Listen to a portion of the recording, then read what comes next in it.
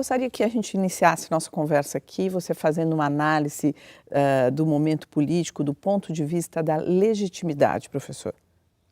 Eu acho que nós estamos vivendo um momento em que as instituições funcionam.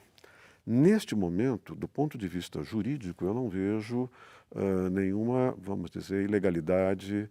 Eu diria que tudo vem dentro, vamos dizer, do ordenamento jurídico. O governo do presidente Temer, tirando a equipe econômica, que parece muito bem recrutada, trabalha com um perfil, se não equivalente, pior ainda do que os ministros que a presidente Dilma tinha.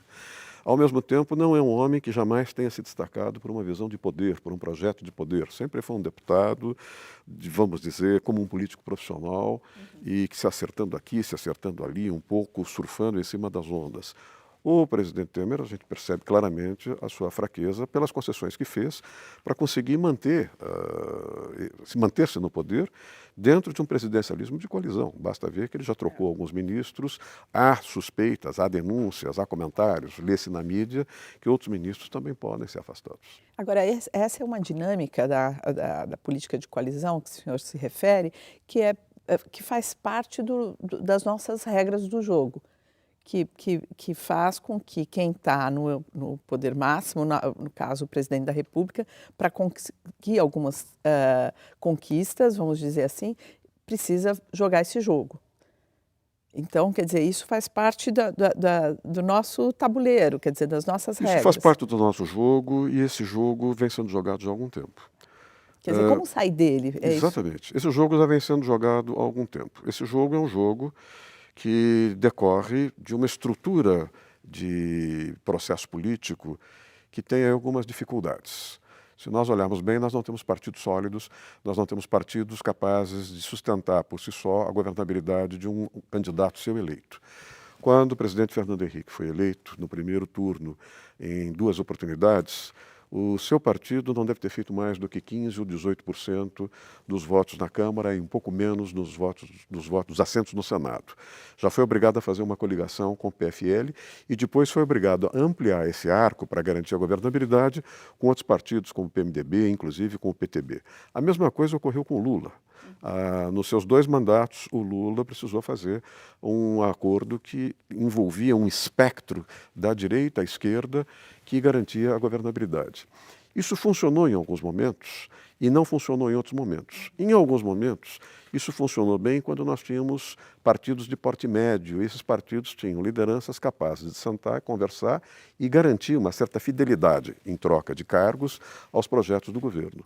Mas no momento em que nós tivemos uma espécie de lassidão, uma espécie de frouxamento do sistema partidário, isso foi se multiplicando, nós começamos a perceber o ingresso de novos partidos na arena. Esses partidos não têm nenhuma estrutura do ponto de vista de composição ideológica, compromissos éticos e morais. São partidos que foram criados para absorver as vantagens de um fundo partidário, para ser usado na banca de negociação. nas bancas de negociações, vender tempo na televisão, etc, etc. Isso vai fazer com que você tenha de negociar não mais com 4 ou 5 partidos, como ocorreu com o Fernando Henrique, como ocorreu lá atrás com o próprio Juscelino, e você tem de negociar com 25 partidos. Quer dizer, é quase impossível você ter um compromisso que garanta uma governabilidade com consistência, um programa de poder com consistência, um programa de governo com consistência, negociando com 25 partidos. O que eu quero dizer é que aquilo que você tem para poder negociar é pouco demais em relação à sanha, à cobiça de 25 líderes partidários, o apetite de 25 líderes partidários. Quem estudou o governo Juscelino, quem estudou o governo Fernando Henrique, vai perceber que tanto o Fernando Henrique quanto o Juscelino trabalhavam com o que eles chamavam de núcleo de poder, não é? As ilhas de racionalidade. O Fernando Henrique ficou com 6 ministros na cota dele e num total de 19 ministros, quer dizer, 6 ministros dele que garantiam a governabilidade e o resto era moeda de troca. O Juscelino fez a mesma coisa. Nesse momento, nós não conseguimos perceber essa ilha de racionalidade. Nesse momento, fica evidente que o presidente Temer tem dificuldades, sim, nomeou o presidente do Banco Central, nomeou a presidente do BNDES, nomeou o ministro da Fazenda, mas não está conseguindo ter uma relação que permita controlar totalmente a equipe econômica com o ministro do Planejamento. Basta ver que o ministro foi afastado e ficou até hoje, 2 meses depois, o secretário executivo. Ou seja, a negociação ficou mais cara. e, portanto, pior para o país. Agora, isso então aumenta a importância desses 2 próximos anos que a gente tem aí Por pela isso frente. que eu disse nesse artigo que você mencionou, a necessidade que nós temos tempo de esperar a maré descer e começar a recompor um pouco o sistema político, tentar identificar as novas lideranças.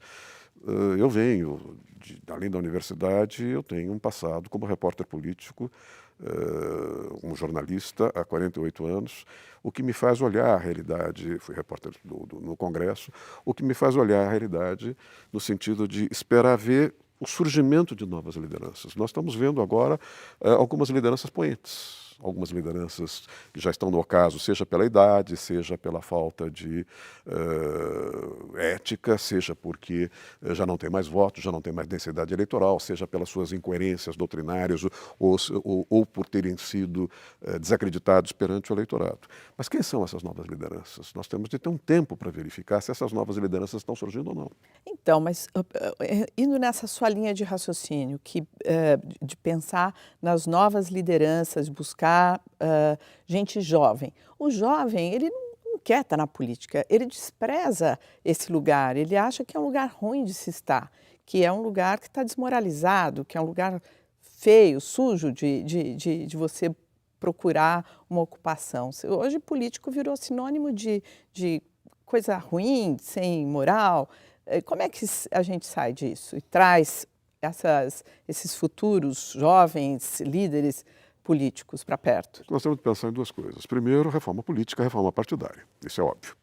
Criar, na reforma partidária, a cláusula de barreira para impedir o surgimento dessa multidão de novos partidos e, por trás desses novos partidos, a vinda do que você chamou de algo sujo, de algo meio apodrecido, a escumalha da política, que é uma expressão um pouco mais dura, mas que reflete o que eu quero dizer.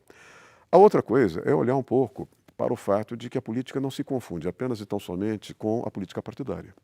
Meu exemplo pessoal. Quando eu comecei a minha carreira acadêmica, há muito tempo atrás, os meus alunos que queriam ir para o processo político, os meus alunos que tinham uma vocação pública, iam para os partidos. Eu tenho ex-alunos que foram vereadores, deputados estaduais, deputados federais, alguns ex-alunos que foram ministros de Estado, secretários de Estado, foram, digamos, para a atividade parlamentar. Nos últimos 15 ou 20 anos, os meus alunos que têm vocação pública querem ir para organizações não governamentais, querem ir para coletivos, querem ir para organismos multilaterais, ou seja, eles perceberam que a política que era centralizada em torno do Estado entrou no processo de erosão moral. Isso não quer dizer que a política tenha morrido. Uma política mais verdadeira, mais honesta, mais limpa, mais fluida, que oferece resultados a médio prazo, essa política está sendo deslocada do setor partidário para a sociedade civil, para o setor público não estatal, ou seja, nós começamos a perceber um próprio processo de diferenciação funcional da atividade política. Uma coisa é você fazer política do ponto de vista partidário, a outra coisa é fazer política na sociedade civil e descobrir novos canais de comunicação. Exemplo desses novos canais de comunicação, as audiências públicas, a figura jurídica do amigo da justiça, em que alguns coletivos e movimentos sociais podem pedir a possibilidade de participar de certos processos no Supremo. Quer dizer, veja, nós começamos a perceber que a política não se resume apenas e tão somente a ganhar um mandato eletivo. Cargos executivos. Veja a discussão com relação à união homoafetiva, veja a discussão com relação ao aborto. Você tem hoje uma série de jovens fazendo uma política não estatal, buscando na afirmação ou no judiciário ou em organismos multilaterais uma ação política, uma atuação política muito mais eficiente, muito mais produtiva para o país do que essa política partidária. Quer dizer, cria um movimento de fiscalização forte, é isso? Muito mais forte do que a gente imagina. Se você olhar no passado, nós temos hoje uma sociedade civil mais atenta, nós temos movimentos sociais melhor estruturados do que no passado e nós temos uma pauta de demandas sociais que os partidos políticos não conseguem catalisar e vocalizar os diferentes anseios de uma sociedade cada vez mais complexa e plural como a brasileira. Falando sobre essas questões mais sociais, a Constituição de 88 determinou gastos obrigatórios e tal. Multiplicou, então, os direitos sociais e fez com que criasse uma obrigatoriedade que o Estado cumprisse com alguns benefícios na área da saúde, da educação, e que, ao que parece, ele não consegue arcar. É isso mesmo ou não? Se nós analisarmos friamente, quer dizer, tirando a espuma ideológica, o que nós tivemos em 1988 foi uma Constituição que atualizou o capítulo dos direitos sociais no Brasil, trazendo para dentro da Constituição direitos sociais que, de certo modo, nunca haviam sido vigentes, nem mesmo eficazes, muito menos vigentes no Brasil. Quando nós olhamos esses direitos, por exemplo, nos países desenvolvidos, eles vieram em ciclos, eles vieram em fases, não é? Primeiro um tipo de direito, depois de 30 anos ou 20 anos, outro conjunto de direitos. O que nós tivemos foi uma espécie de aluvião, quer dizer, do dia para a noite terminou uma ditadura.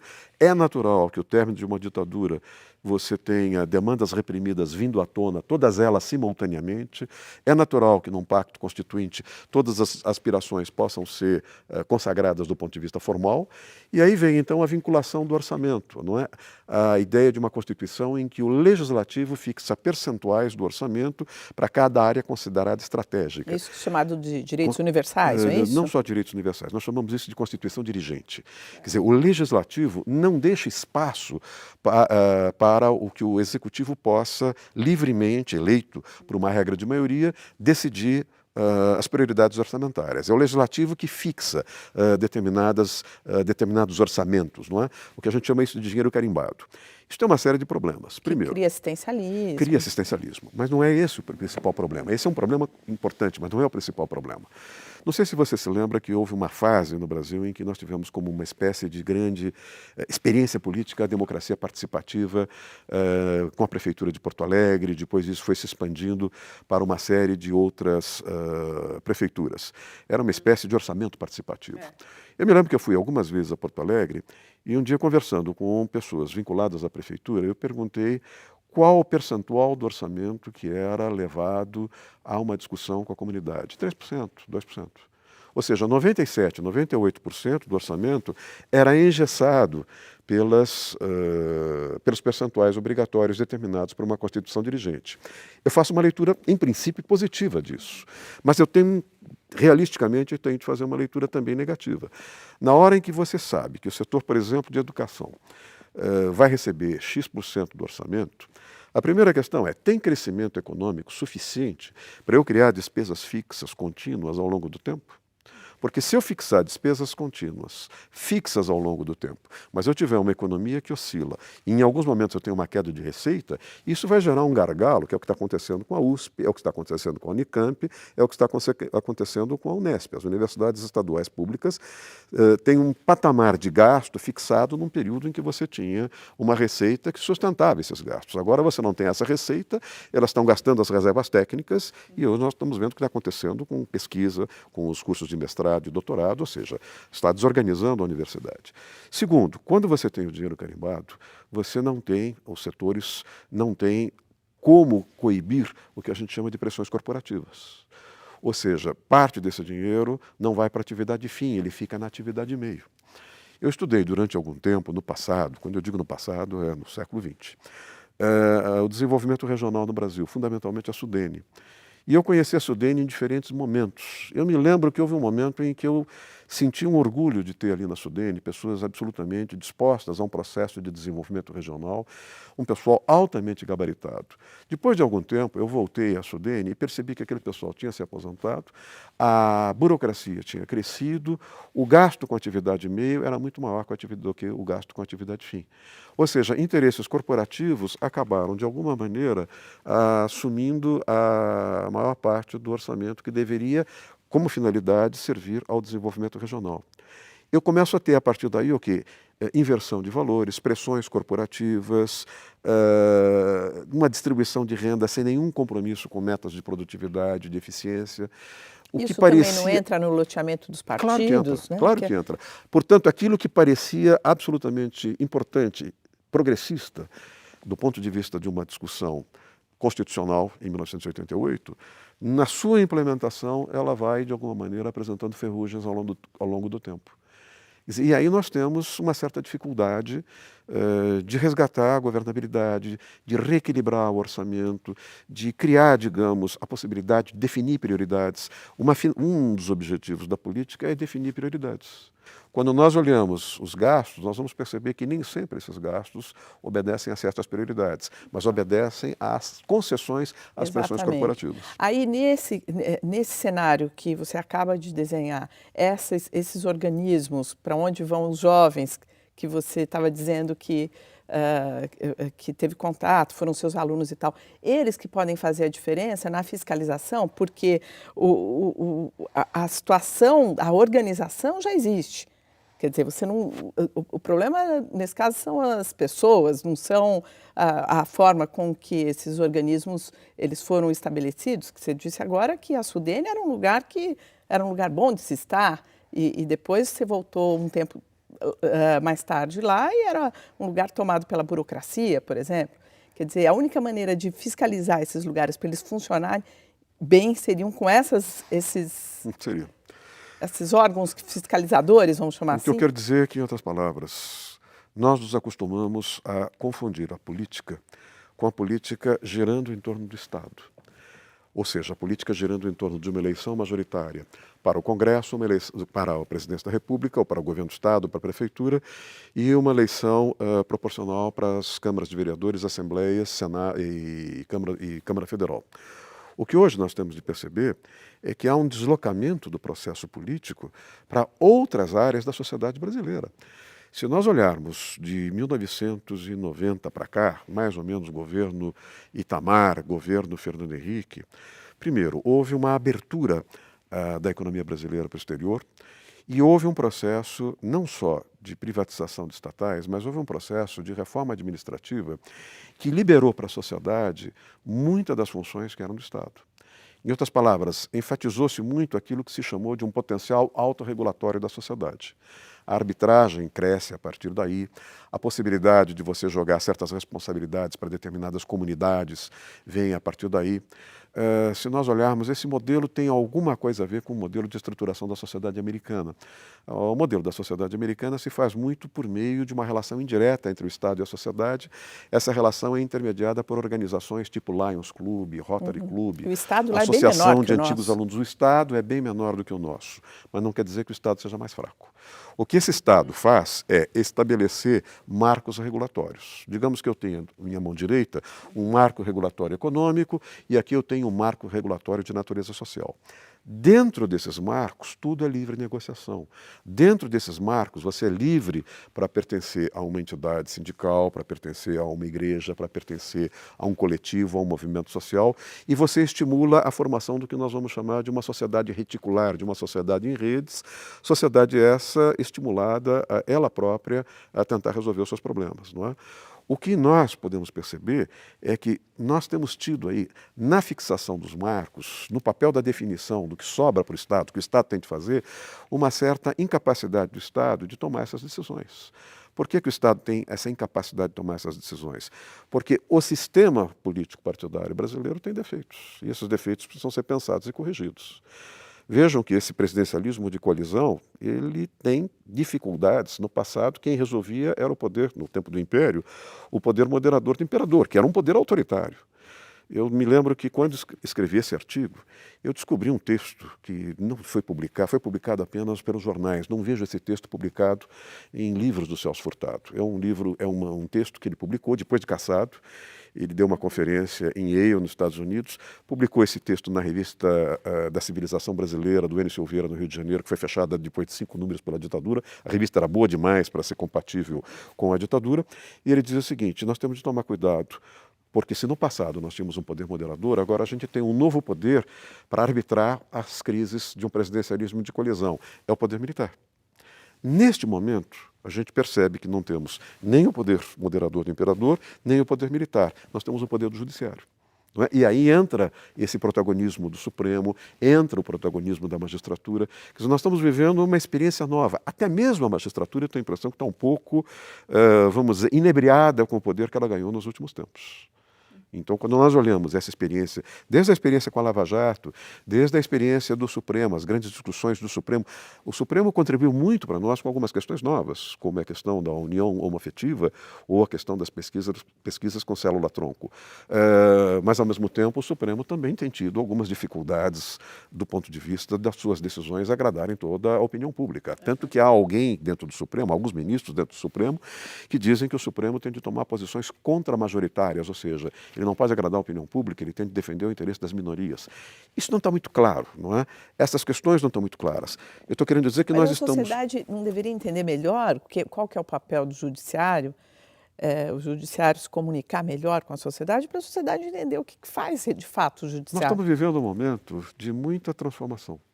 Nesse momento de muita transformação, você não consegue ter uma visão sistêmica de tudo que acontece. E outra coisa, quando a gente pensa em mudar alguns pontos cruciais do funcionamento da nossa sociedade, a gente precisa de leis, não precisa?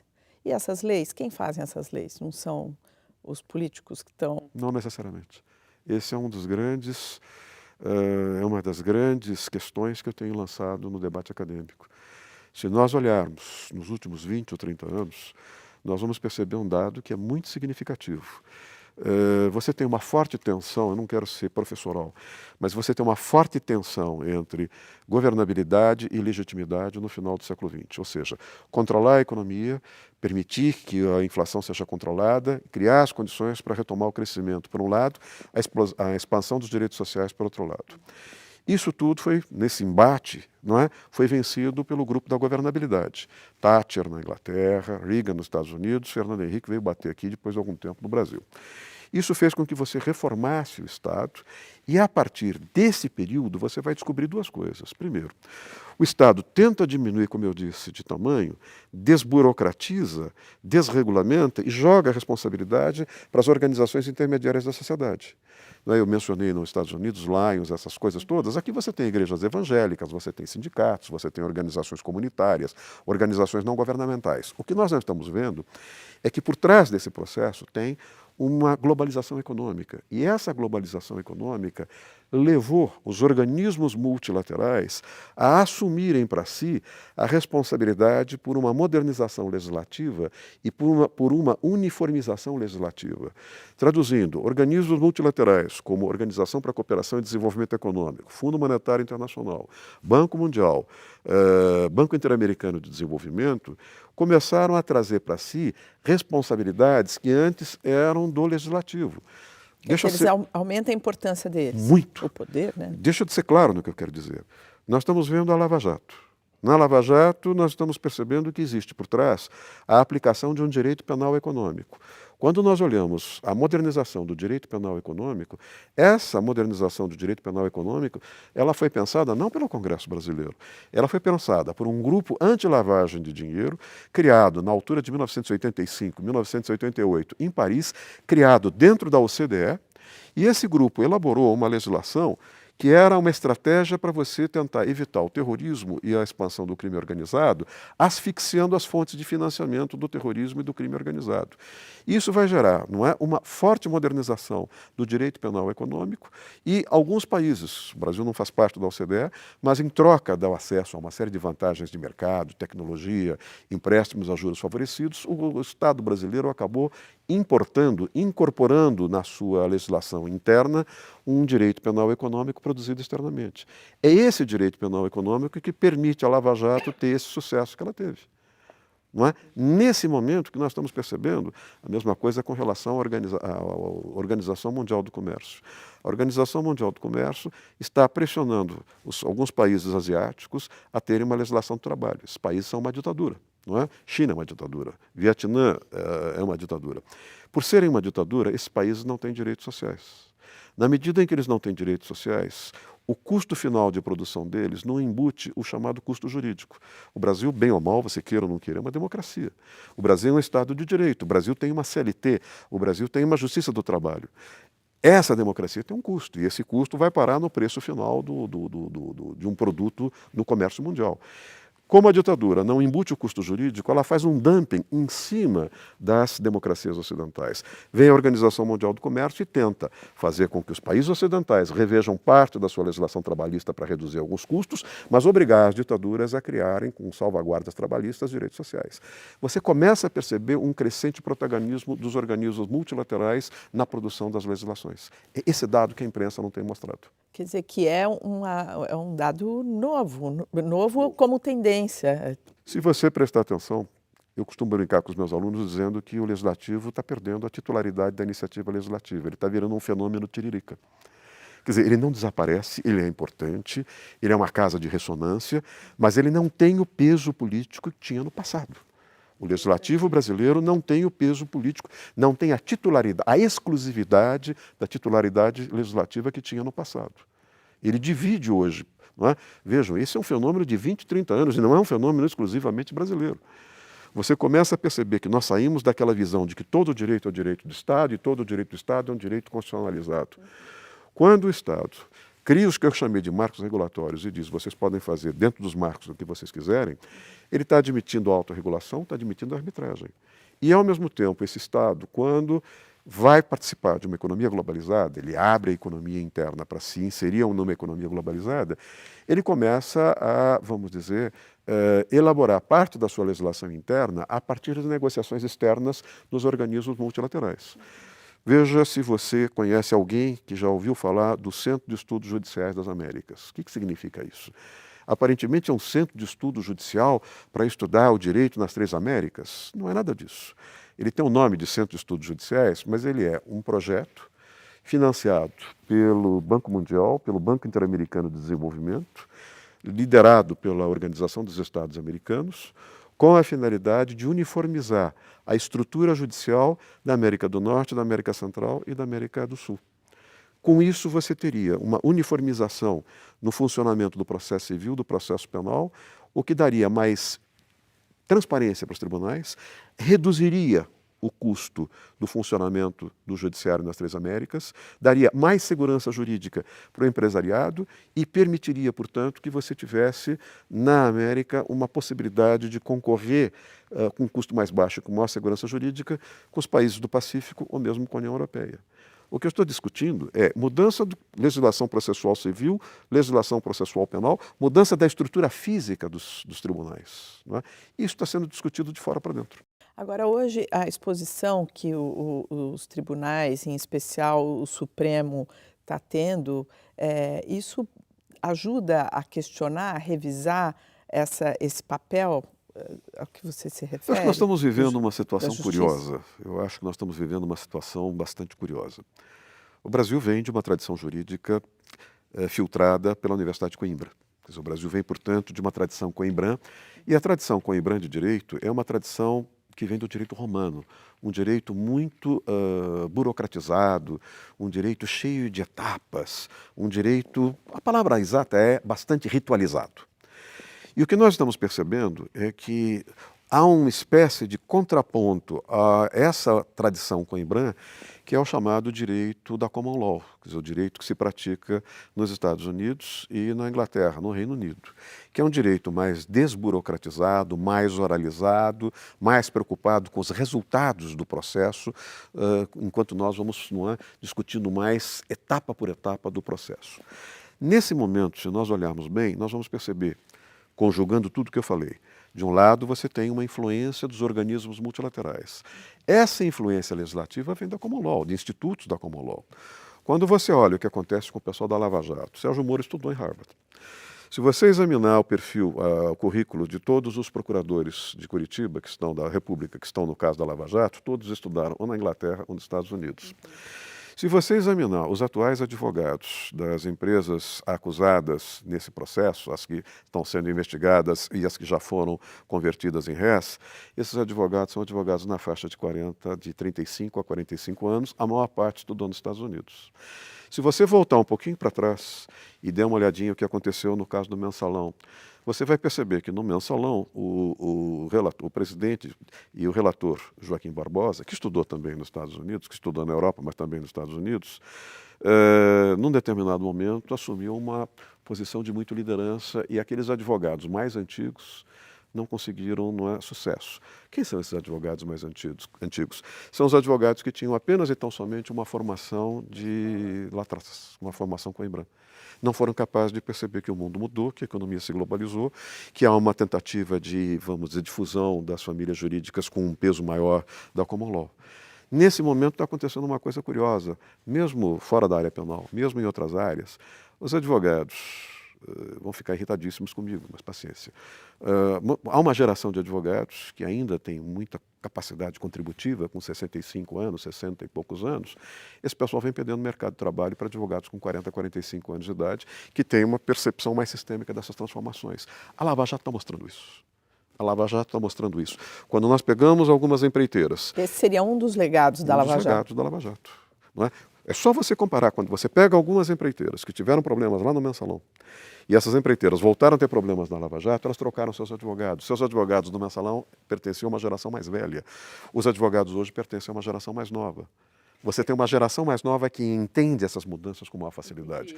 Nós estamos vivendo um mundo mais complexo. E é como se esses advogados que são mais jovens e mais atualizados, vamos dizer assim, eles estivessem enxergando melhor, capacidade melhor de enxergar o movimento de Curitiba, por exemplo. E aí vem a sua pergunta com relação ao Supremo. Se nós olharmos no Supremo, nós vamos perceber que você tem hoje pelo menos um ministro do Supremo, dois ministros, ou talvez até três ministros do Supremo, mas um deles particularmente compreende isso muito bem, que é o ministro Luiz Roberto Barroso. O ministro Luiz Roberto Barroso tem uma formação também americana, morou nos Estados Unidos, fez a sua pós-graduação nos Estados Unidos, tem uma clara percepção dessas questões. Se você prestar atenção, você tem dentro do Supremo ministros que têm uma enorme capacidade de compreender isso e você tem ministros que foram indicados apenas e tão somente por pressões políticas, por critérios partidários. Isso é um problema, é complicado essas indicações porque, de alguma maneira, se é colocado algumas vezes sob suspeita determinada decisão de um ministro desse do Supremo por conta do passado dele, com a relação dele política com o governo em curso, enfim. Isso teria um outro jeito de se resolver? Olha, eu já fiz algumas análises comparativas e, do meu ponto de vista pessoal, eu gosto desse modelo. Eu acho que o problema não é o fato desse modelo permitir que você tenha um ministro que foi indicado apenas por ter sido a sua família contratante da esposa, como serviços domésticos da esposa de um presidente da República. Ou então que você tenha um ministro que foi indicado apenas por ter sido advogado de um partido político. Se você olhar nos Estados Unidos, você vai perceber que você tem sim os partidos políticos, tanto o Partido Democrata quanto o Partido Republicano, escolhendo ministros afinados ideologicamente, não é? E você tenta afinar ideologicamente uma corte, que é uma corte constitucional, que vai tomar decisões e vai estabilizar as expectativas jurídicas de um determinado país. Se nós olharmos o caso brasileiro, nós temos coisas bastante interessantes. Nós tivemos ministros ótimos indicados nos governos democráticos, não é? O governo Juscelino indicou um dos mais importantes ministros, que foi o ministro Vítor Nunes Leal. Quando eu examinei uma tese outro dia e fiquei surpreso, porque quando eu era repórter político, eu conheci em Brasília vários, vamos dizer, juristas liberais que tinham, de alguma maneira, apoiado em março de 64 a ditadura, mas que depois do ato 5, estes políticos acabaram percebendo que a ditadura que eles haviam apoiado no início havia ido longe demais. Entre 1964 e 1968, antes do ato 5, o então presidente Castelo Branco indicou ministros como Adalto Lúcio Cardoso, Aliomar Baleiro.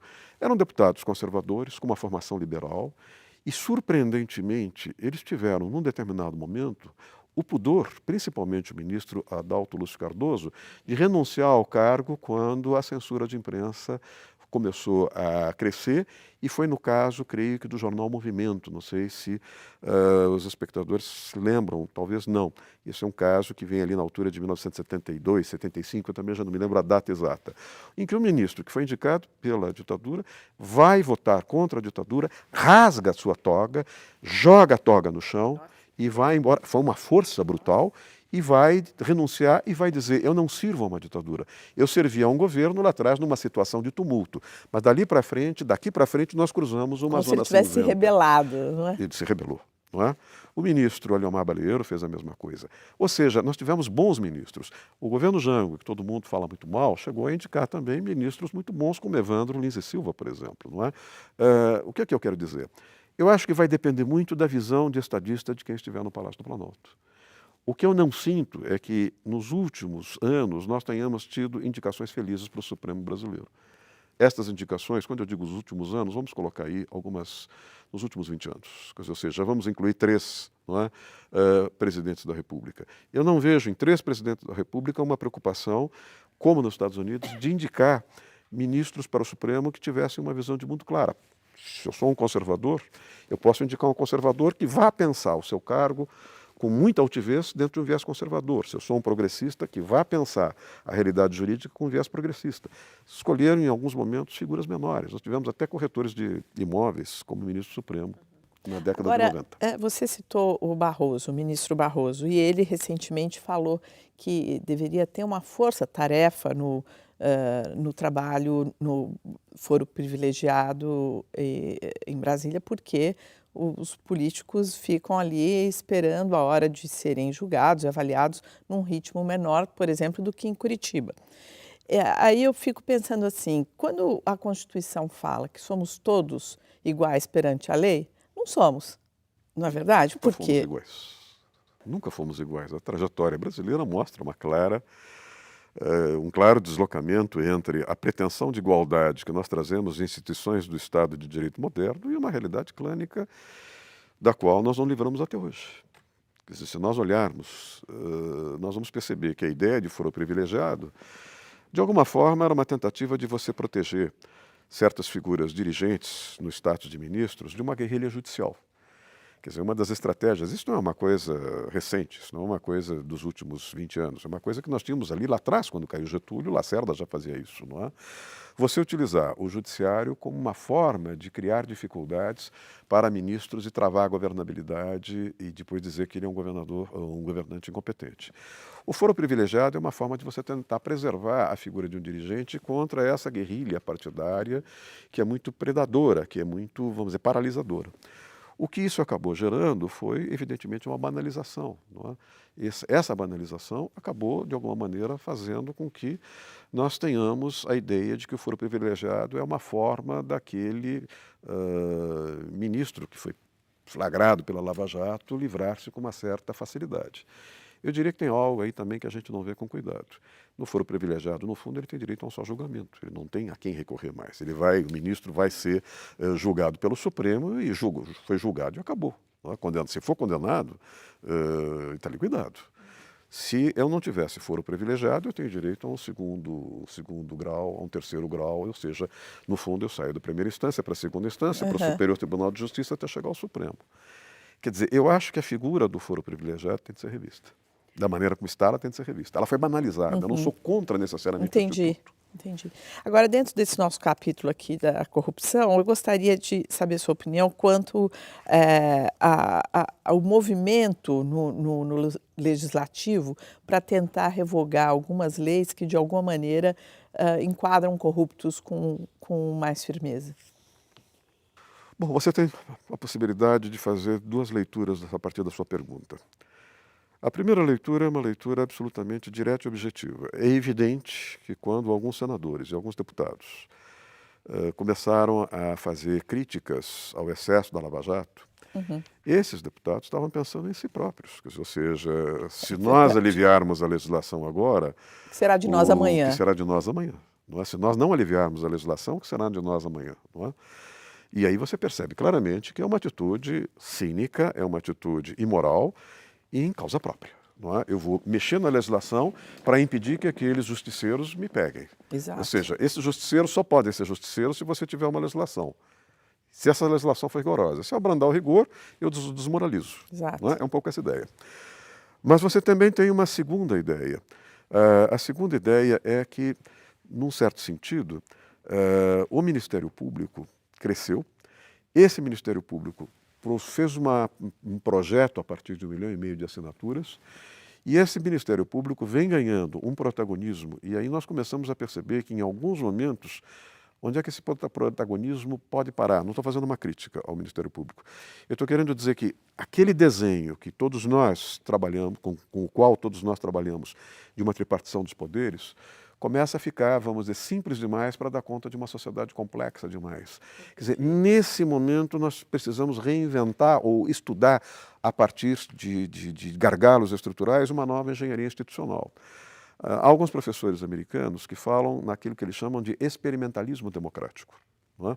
Então, veja, nesse experimentalismo democrático, eu acho muito importante a gente olhar, como você disse, ao que alguns senadores e deputados estão desonestamente e moralmente fazendo, que é tentar mexer na legislação para evitar que sejam flagrados ou punidos a médio e longo prazo. A outra coisa é que o Ministério Público federal, os procuradores da República a partir da Lava Jato, vem fazendo no sentido de modernizar essa legislação.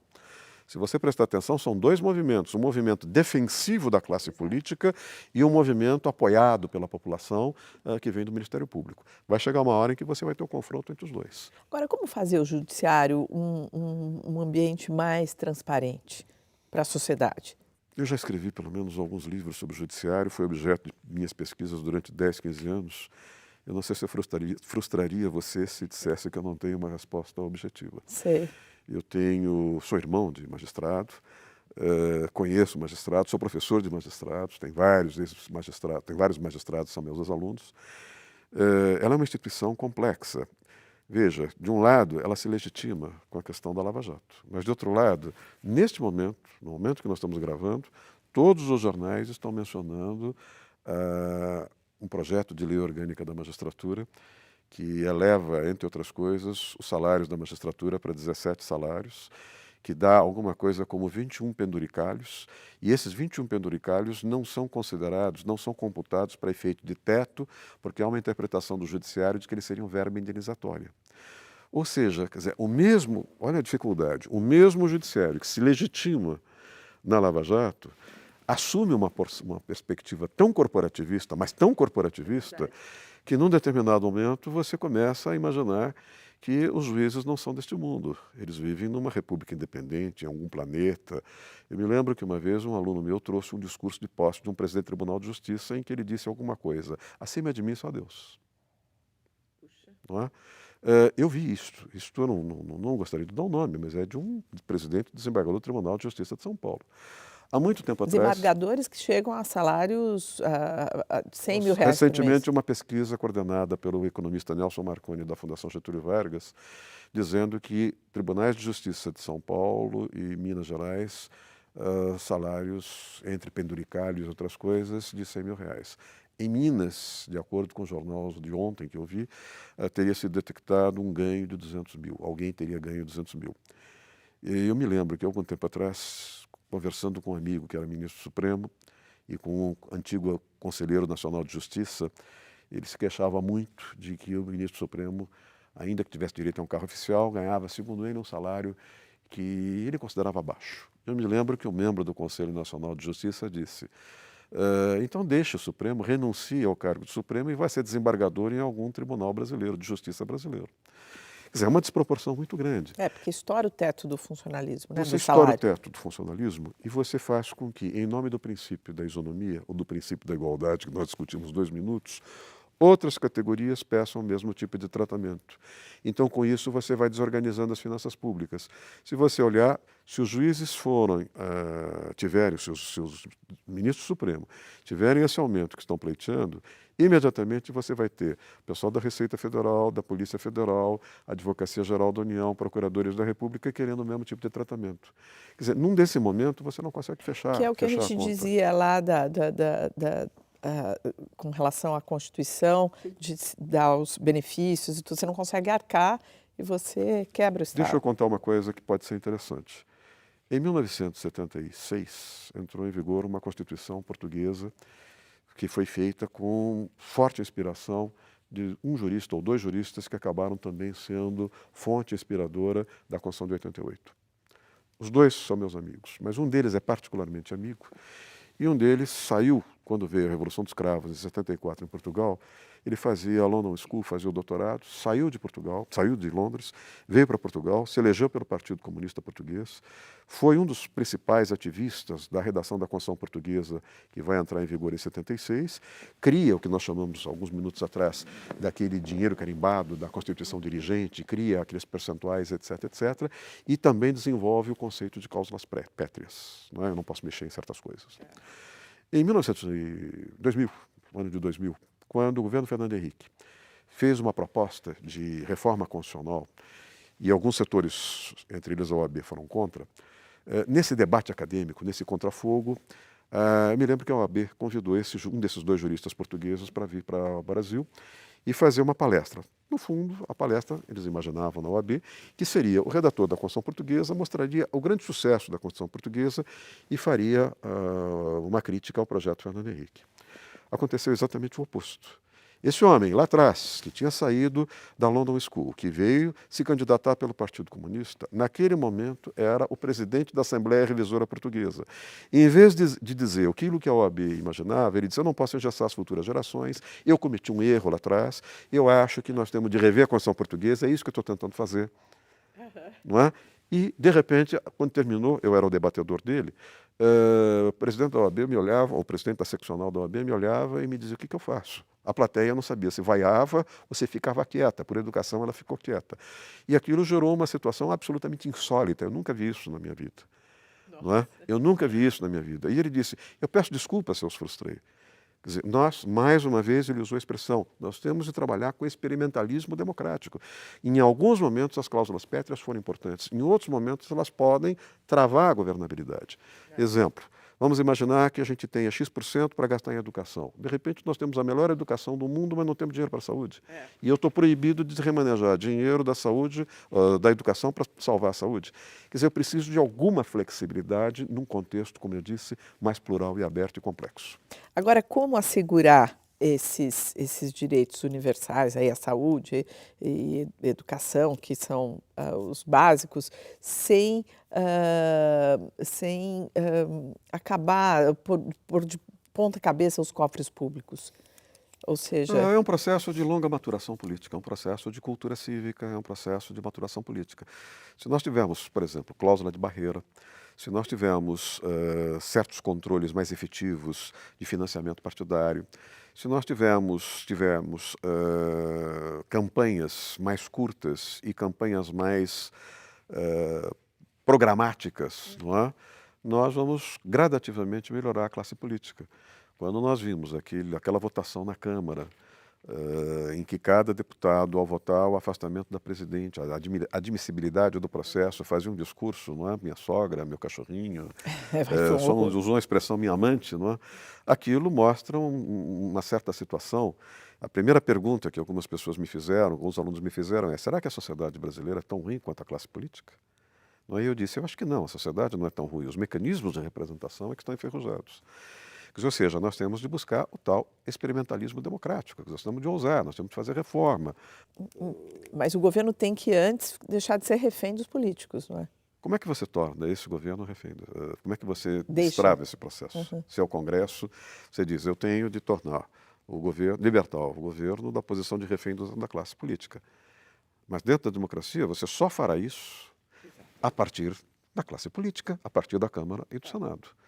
Portanto, você tem de começar a conduzir um diálogo no sentido de melhorar a qualidade do processo partidário, a qualidade do processo eleitoral, cujo reflexo se dará na qualidade do processo parlamentar. E com essas entidades todas que são as olheiras da sociedade, sim, claro. Que colocam em foco... E se você prestar atenção, estas entidades que você chamou de olheiras, que eu chamei dessa proliferação de entidades, de organizações intermediárias, hoje elas têm uma capacidade de denúncia, uma capacidade de investigação, uma capacidade de mobilização absolutamente inéditas. Quer dizer, elas têm uma função a cumprir.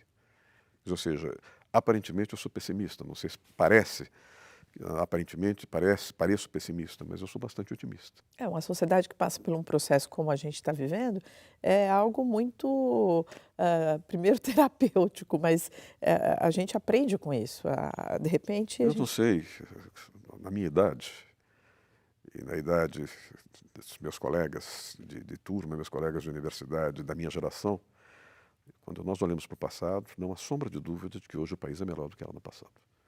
e o fu Aparentemente, mais uma vez eu volto a insistir nesse advérbio de modo, aparentemente dá a impressão que tudo vai mal, não é? Hoje o Brasil é muito melhor do que no passado.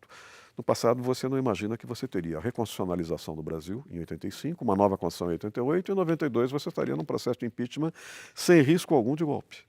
Não é? Você tem um processo de amadurecimento institucional, você tem manifestações de rua, você tem uma imprensa que, de certo modo, estimula um debate intelectual, você tem um país mais rico, um país mais é. complexo. Não quer dizer que você não tenha problemas, você tem problemas, os problemas mudaram de perfil, mas a sociedade brasileira hoje, eu tenho a impressão de que ela caminha mais conscientemente para discutir certas questões do que no passado.